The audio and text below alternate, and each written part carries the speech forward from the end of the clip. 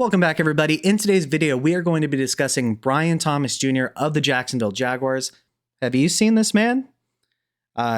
He is nowhere to be found on the football field, it seems, from his fantasy output. Well, we're going to discuss, first of all, his advanced stats, talk about his situation, listen to what the coaches are saying, and then break down some film and see what we can conclude from Brian Thomas Jr. through 2 weeks. I mean, this guy was one of 4 wide receivers as rookies to ever have 1,300 plus total yards and 10 or more receiving touchdowns in the rookie seasons. He joins an elite group of players such as, Jamar Chase, Odell Beckham Jr., Randy Moss. So to have gone from that level of production to what we've seen through the first 2 weeks, on the surface, definitely does appear as though that could be deeply worrisome for the future. It's not always cut and dry. It's a really small sample size. But once again, we're going to take a look at some advanced stats, take a look at what the coaches are saying, and then break down some film to see what's really happening right now. And so when we take a look at Player Profiler, remember, Brian Thomas Jr. is a super athlete. And now I cannot understate how athletic he is.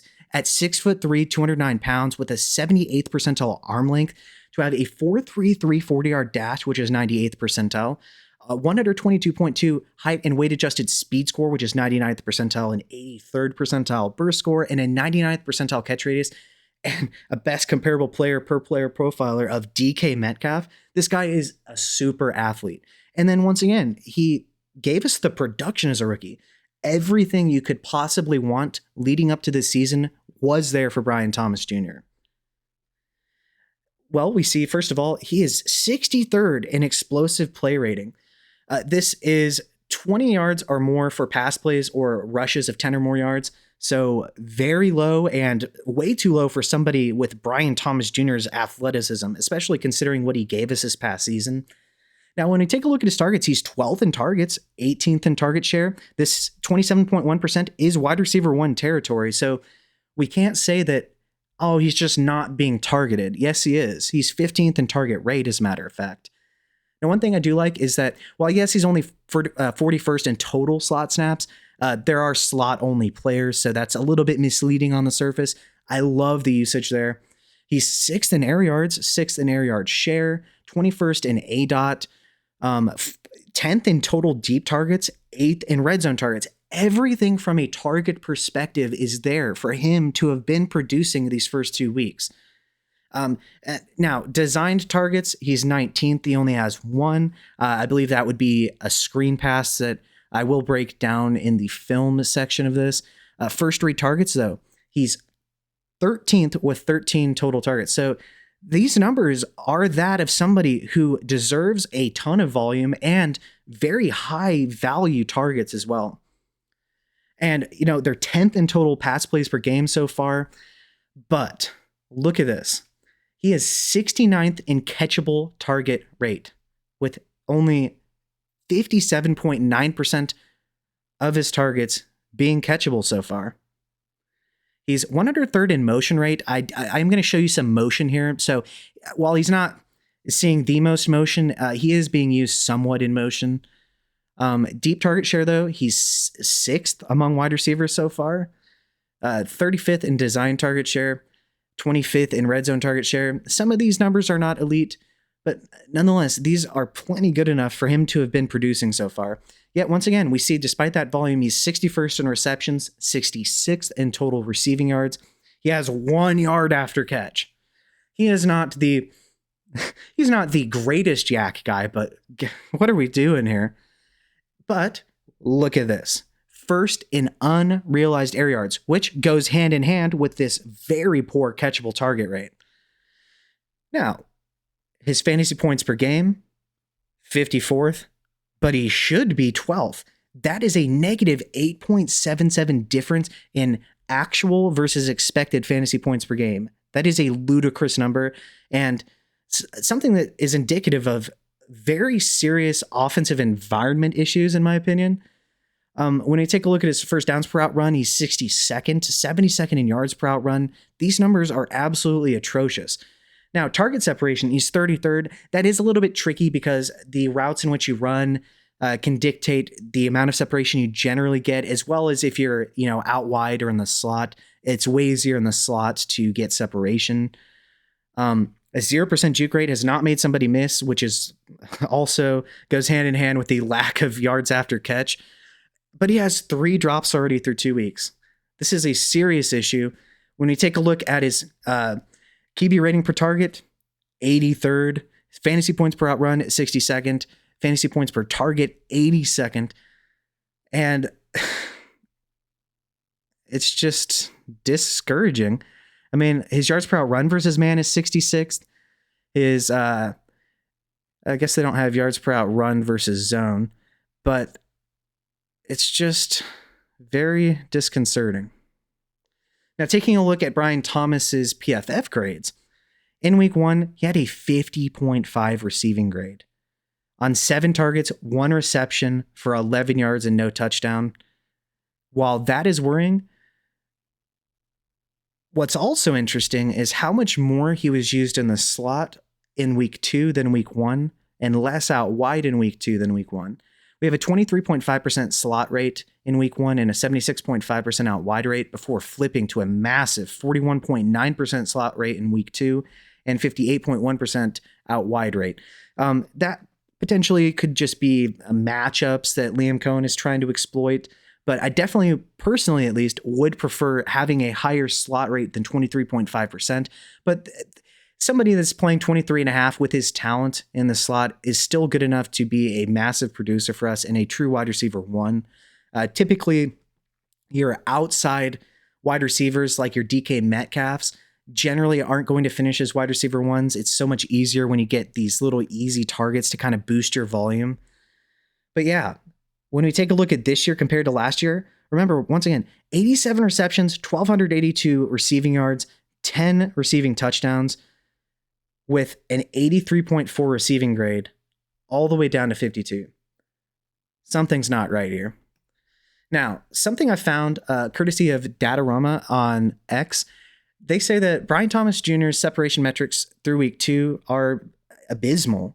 So his separation score of .075 is 42nd among 96 wide receivers that meet the sample size for them. And then his win rate overall of 11.9% is 58th among wide receivers. That's tough. Now, one thing I wanted to mention is the difference in deployment for him in terms of the routes in which he's running. So this past season, he only ran 3.7% slant routes. That's jumped up all the way to 9% this season. So it's going to be important to look at how he's performing on slant routes in the future if this continues, because he only had a 44% win rate this past season, which is now down to 0% so far through 2 weeks. Now, taking a look at his out route percentage, it's gone from 14.6% down to 7.5%, but his win rate, once again, small sample size, as he mentioned, so far is significantly up from 5.6 up to 20. I do think that probably is going to dip just a little bit because that's pretty good. His in and dig rate of 10.9% this past season has gone down to 6%, with a little bit higher of a win rate so far, but once again, limited sample size. This past season, 21.2% hitch route and 22.4%, so relatively the same, but he is much higher in success rate, win rate right now. I do think that potentially goes down a little bit. Corner route, he had 7.4% of his routes were corner routes this past season, up to 10.4%. 8.3 to 0% success rate. I think that'll obviously go up this season. His post route, 8.8% this past season, up to 9%. So basically the same, with a little bit lower of a win rate, but not concerningly lower. His go route this past season was 17.3%. It's down to 11.9%. I do think that is interesting. And then his crossers percentage was 9.7 this past season, up to 20.9%, with a 19.1% win rate this past season and 21.4 so far. I really like him running those crossers. It allows him to just get in space, utilize his speed to separate from trailing defenders. And if you can get him in space on some of those, it's lethal, man. And finally, something from Liam Cohen on Brian Thomas Jr. He says it's huge to get him on the right track. We want to get the most out of him and keep having his back. So Sleeper is saying that translation, Brian Thomas about to get force-fed targets. Well, if we look back, he had 7 in week 1, which isn't a ludicrous number, but he did have 11 this past week. So it wasn't as if he wasn't being targeted at all. But nonetheless, I think that he is going to get fed quite a bit. I think they're going to want to get his confidence going. I suspect they're going to try to give him some gimme catches to just kind of get his confidence back over the middle of the field. His advanced stats are all significantly worse than what we saw this past season. We've seen that he, through 2 weeks, has seen a wide variety in usage in terms of slot versus out wide percentage. And we see that some of his success rates, while once again in a small sample size, are significantly lower than this past season. What do we see from him on film, though? Let's take a look. And on this first play, we have Brian Thomas right here in the slot. It's going to be a screen, a bubble screen to him. First of all, they're going to get the tight end in motion. He's going to go out and block. They're going to try to get their left tackle out here and block. The Panthers are going to be in quarters or cover 4 coverage. So you're going to have your 4 deep quarter defenders. You're going to have your flats and then your middle of the field hook zone right here. So first of all, the pass is going to be slightly low. So Brian Thomas is going to have to slightly bend his knees to get to this football. But he just flat out drops it. And the pass isn't so terrible that, he shouldn't be expected to see it. So taking a look here, you're going to get the tight end in motion. And so you set up the bubble screen. As you can see, the ball is just slightly low. He has to bend his knees a little bit. And as you can also see, the edge defender here gets upfield in a hurry and actually almost gets to the football as it's being thrown. And so Brian Thomas, I'm not sure if he was potentially startled by that or if he just potentially took his eyes off the football. But this is one of those things where, we've been saying, where is he? Where's the production? He's seeing a massive amount of target volume, and yet we're just not seeing any results. And it's the little things like this where he's just dropping a screen. And as you can see, if he would have caught that, there is the potential for him to work upfield because he potentially could have slipped in through here. Granted, the offensive lineman did miss his block, so maybe it would have been blown up for a small gain, but it's just the little things like this where this should be, if you're in a full PPR, a free, 1.2 points. And for whatever reason, we can't even get screens to work correctly right now. Taking a look at the second play from Brian Thomas, he's once again in the slot. So we're seeing a lot of slot usage, which I think is a good thing in general. Although with Brian Thomas, his 93rd percentile success rate against press coverage per Matt Harmon from this past season is no issue. I still like him being used in the slot. Now, on this play, what you're going to get is a clear out route from Travis Hunter. He's going to run a 9, and then you're going to get an out underneath that. What the Panthers are going to be doing is cover 3. So you're going to have your 3 deep third defenders. Then you're going to have your 2 flats and your hook zones over the middle. And so this cornerback is going to match up with Brian Thomas. Now, here's one thing I noticed on this route. Let me let it play just a minute. So he gets off the line just fine, and he is approaching and threatening deep. But watch this. I really wish he would press a little bit more because that would put just that much more fear in the defender and potentially make him turn his hips out of fear of just getting smoked over the middle potentially. But he kind of just turns a little bit earlier than I would like in the sense of selling deep because he's going to immediately sit and break on this route and disrupt the pass. So that's just one thing. I really like it when the receivers get as close as humanly possible to the cornerbacks to threaten deep before making that turn. It just makes it much more difficult for the cornerback to, get in the passing lane and just disrupt things.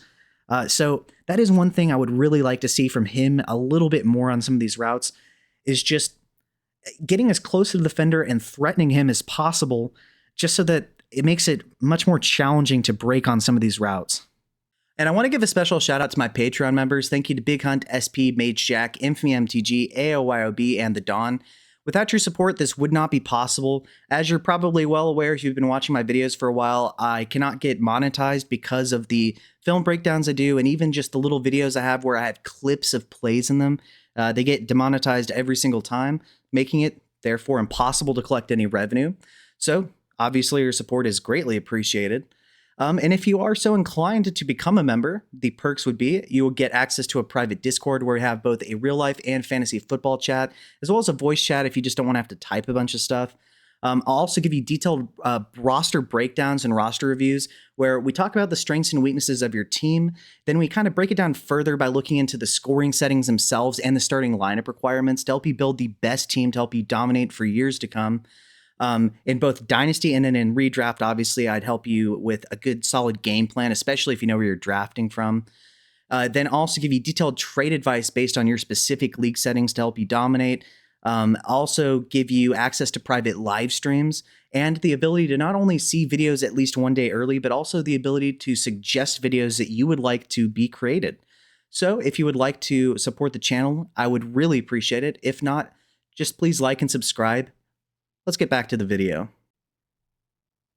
And on this play, we actually have I think a Trevor Lawrence issue here. So BTJ and Travis Hunter are in a stack on the left side of the field.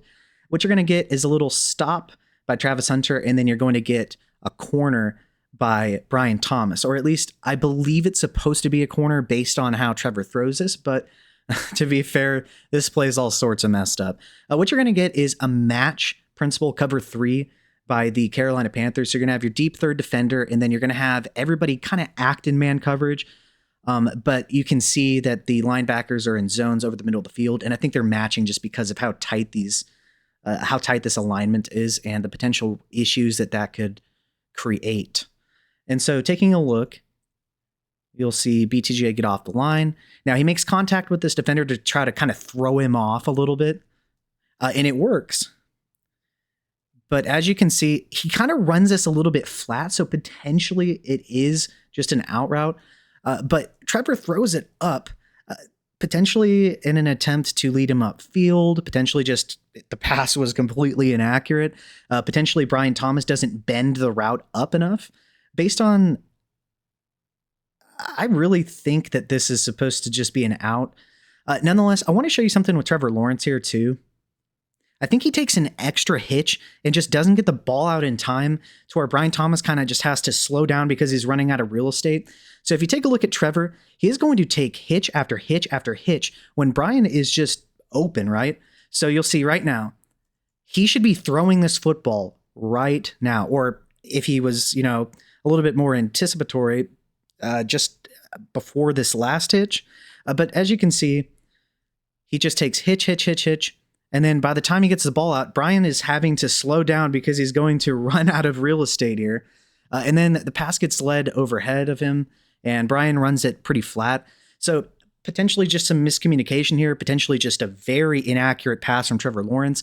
I do think that him taking these extra hitches when Brian is already open is probably what disrupted this play. But nonetheless, this is just so discouraging to see because the offense is working in the sense of guys are getting schemed open. It's just nothing is working right now. And on this play, Brian Thomas is once again in the slot. What you're going to get is this guy going in motion, and he's going to run across the field to be a distraction. You're going to get Travis Hunter on a little stop, and then you're going to get Brian Thomas on a little stab route here in the middle of the field, which theoretically is going to work because the Bengals are going to be in a little bit of a cover 3 match again. It's going to be a little bit funky looking because of the late motion. It's actually an illegal shift on the Jaguars on this play. But it looks like potentially a lot of free rushers coming here if things aren't blocked properly. But they're actually going to step back into, like I said, a cover 3 match. And so you would theoretically have your 3 deep third defenders, but these guys are going to act in man coverage. Nonetheless, he is going to find the hole in the middle of the defense here. However, this backside linebacker is going to come into the play and would have almost certainly decked him for sure if he had caught this. But what you're going to see is, I think, and I'm saying I think because I don't know his personal feelings, I think Brian Thomas is playing scared here because he just kind of throws his arm up and just doesn't make the greatest effort to catch this football. And unfortunately, it is going to be intercepted because of this. So you're going to get the guy in motion. And so right here, Brian Thomas is going to be wide open. He's going to sit. Trevor throws this ball. It is slightly high. I will give Brian Thomas that. But you're telling me you can't even jump a little bit? You're just going to kind of crouch there and throw your arm up? It's just kind of disheartening, to be honest with you. And so, yeah, you're going to get an interception. And obviously, he would have gotten absolutely decked. But this is the NFL. I'm glad I don't have to get hit by these people, because I would be probably in a hospital in a best case scenario. But you just have to hang in there and catch this football, because otherwise things like this happen. So yet another thing that is causing disruption for the Jaguars offense and preventing us from seeing the points that we know Brian Thomas should and probably will deliver us in the future. And on this play, it's going to be a positive. I want to have some positivity in this video. Brian Thomas is a talented player, and I think we are going to see much better things from him than this small sample size of 2 weeks in a brand new offense. So what we're going to get here is he's going to be running a dig. You're going to get a post up ahead. It's a very good play call and very effective, because the Bengals are going to be in cover one man. So you're going to have your deep midfield safety. So it's going to be middle field closed defense from the Bengals, and you're going to get Brian Thomas one-on-one against this cornerback. He is going to get separation. He is going to get the football, and he is going to get hit at the end of it. And so it was encouraging to see that, hey, at least he held on to this one. So very good separation, though. If you see that, boom, that is what, a yard and a half of separation there. Solid. And unfortunately for him, 22 saw what was happening and got back into the play, because if not, that is probably a touchdown. But yeah, does hang on to it. Encouraging to see. Obviously, that's not the same situation. He had a little bit more time to come down with it and prepare to get hit than he did the last time, but still good to see. And on this final play, another little bit of positivity. We have Brian Thomas lined up out wide here. He's going to motion out wide before running a slant. This play is very encouraging, and I'll explain and add a little bit of context in a second. Now, as far as the Bengals, it potentially looks as though they're going to be in cover one man based on the alignment. It's tricky, though. It's actually going to be cover two zone, so middle field open. So you're going to have your two deep half safeties here. You're going to have your flats, and then you're going to have your hook zones over the middle. And so Brian is going to find a soft spot in the zone here between the hook defender and the flat zone defender here. But it's something else on this play that I really want to stress and was very encouraging to see. So you're going to see Brian go out wide a little bit more. Now, he's going to hit a little bit of foot fire. Then he's going to get up in the grill of the cornerback and shove him away, creating separation. So once again, pressing the cornerback, threatening potentially at least to go vertically, although in this case, he didn't really attempt to give the impression he was going to sidestep him. It was more so obviously just bumping into him. But once again, creating the separation, he gets the ball, he gets down to avoid the hit, which in this context is fine because you actually, once again, caught the football. But something I was really encouraged by was a success on a slant route and the way he did it. And it's these little things like this and getting, the hitches right for Trevor Lawrence on some of those corner routes, getting Brian to just understand that, yes, he is going to get hit over the middle of the field, at least if that's what the issue is. It looks as though, based on the film, that he was afraid of getting hit on that one stab route over the middle where he just kind of threw his arm up and ducked a little bit. But, this is the guy, we know he's talented. This guy had over 1,300 total yards rushing and receiving and over 10 touchdowns as a rookie. As you know, Randy Moss, Odell Beckham Jr., and Jamar Chase are the only rookie wide receivers besides Brian Thomas to accomplish that feat. We also understood that, yes, there was a little bit of extra volume in the sense of every target went to Brian Thomas just about at the end of this past season with Mac Jones. But Trevor Lawrence or Brian Thomas is seeing the necessary target volume to be successful. I think it's just a little bit of a slow start. I think some of this stuff is going to be cleaned up. And I really just don't think that the Brian Thomas that put up a stellar year that only 3 other rookie receivers have ever done before is just all of a sudden a bum. All of this is definitely going to have to be figured out, and they're going to have to be more effective as a team. But Brian Thomas is not just a bum all of a sudden. And so, in conclusion, it is a little bit worrying on the surface when we see Brian Thomas go from having one of the best rookie seasons ever for a wide receiver. Once again, remember, he was one of only 4 rookie wide receivers to ever have 1,300 plus total yards and 10 or more receiving touchdowns.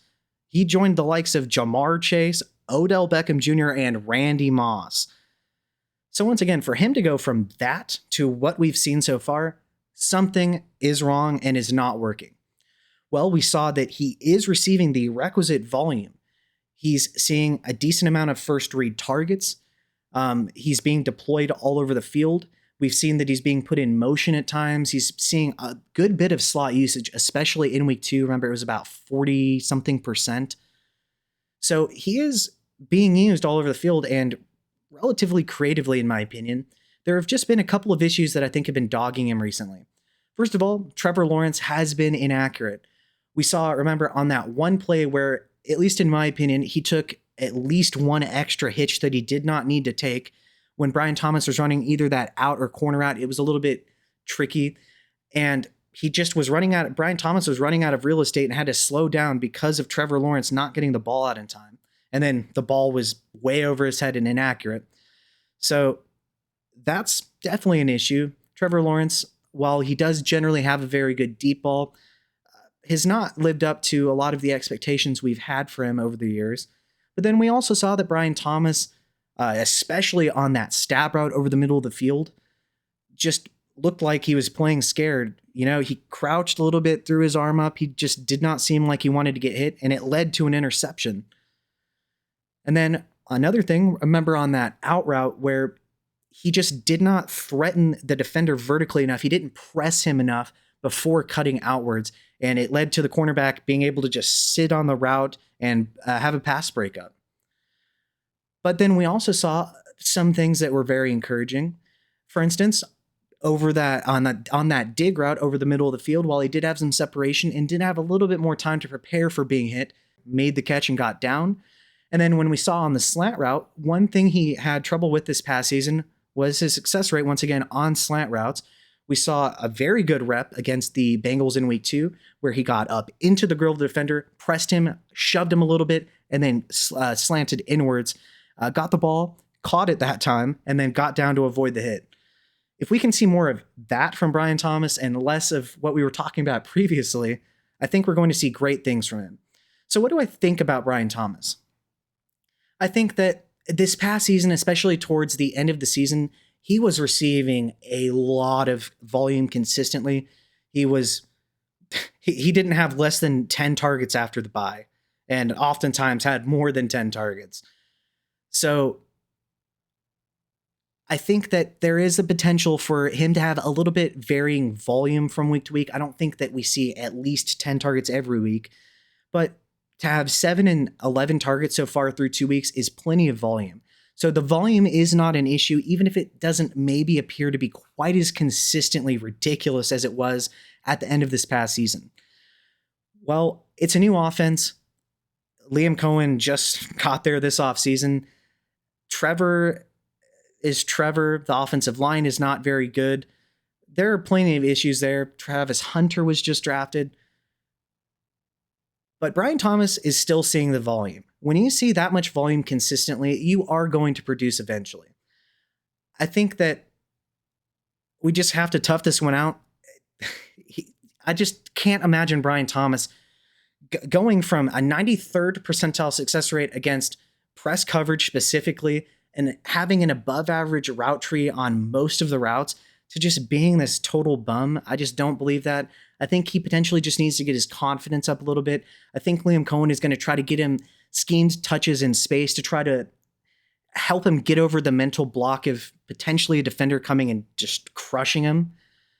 But what do you think? Are you worried about Brian Thomas? Do you think that like me, it's just a little bit of a hiccup, a small sample size. There are real issues, but it's probably going to get worked out, or at least it's going to get significantly better than this. I just could not imagine him at the end of this season having anywhere close to 8 less actualized fantasy points than expected fantasy points per game. I just cannot imagine this happening. I think we see some touchdowns because he was a prolific touchdown scorer in college, was rather prolific in his rookie season. I think we see some of that. And I just think he just has to overcome some of these mental hurdles. He may or he may not. It remains to be seen, but I'm a believer in him. So once again, if you would like to, feel free to subscribe to the Patreon. I would really appreciate your support. Once again, when I do these video breakdowns, I'm unable to collect any revenue. Thank you to all my Patreon supporters. I thank you very much.